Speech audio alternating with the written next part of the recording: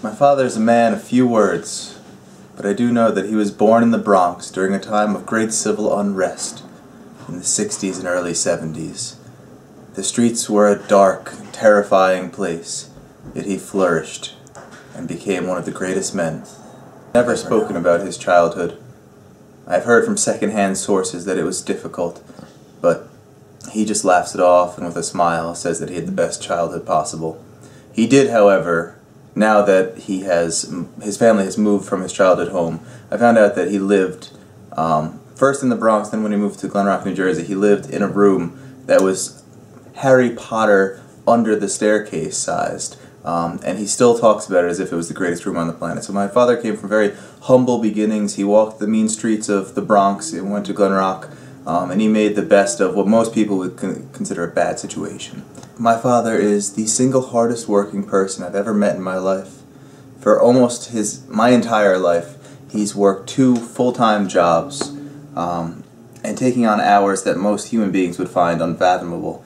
When I was a child, he worked from 3 in the morning until sometimes 10 at night, making sure that he could provide for my mother, myself, my brother, and all of the other people that lived in the house with us from time to time. My father has worked tirelessly for as long as I can remember, carrying multiple shifts at both the post office and the liquor store. He rose through the ranks in the post office, starting with the graveyard shift in the middle of the night, making sure that he was available for my brother and myself as we progressed through school and through sports and everything else in life.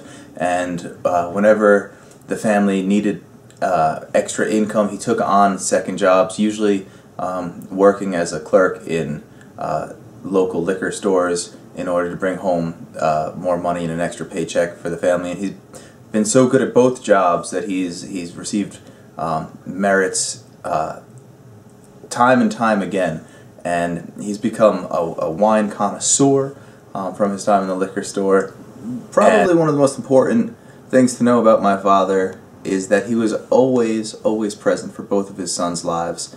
He was a coach in every single sport that I played my entire life, from t-ball through midget league, through little league, all the way up until my high school years in baseball, in basketball from buddy basketball and travel teams, and football for every year that I played football. Even today, 20 years after he coached some of my teammates and some of my friends from school, they still go up to him and say, "Hey coach, how's it going?"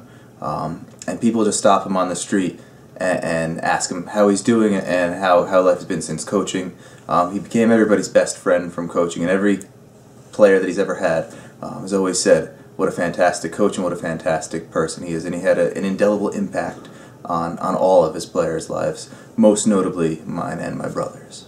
One thing that I've always found funny about my father, and there are many things that I find funny about him, is the fact that he was raised in a house with 5 women present at all times, with 4 sisters and being the only brother out of 5 siblings, as well as having his mom present all the time, and dad, his father, working crazy hours throughout his life.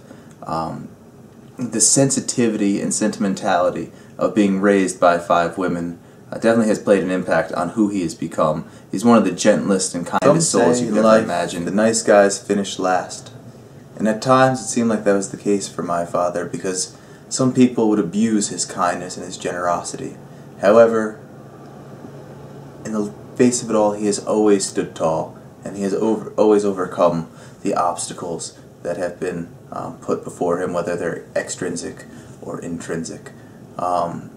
Overall, you couldn't imagine a nicer guy, willing to do anything under the sun for anyone. Sometimes it's unbelievable the things that he does for other people that he barely even knows. And for example, something that he does all the time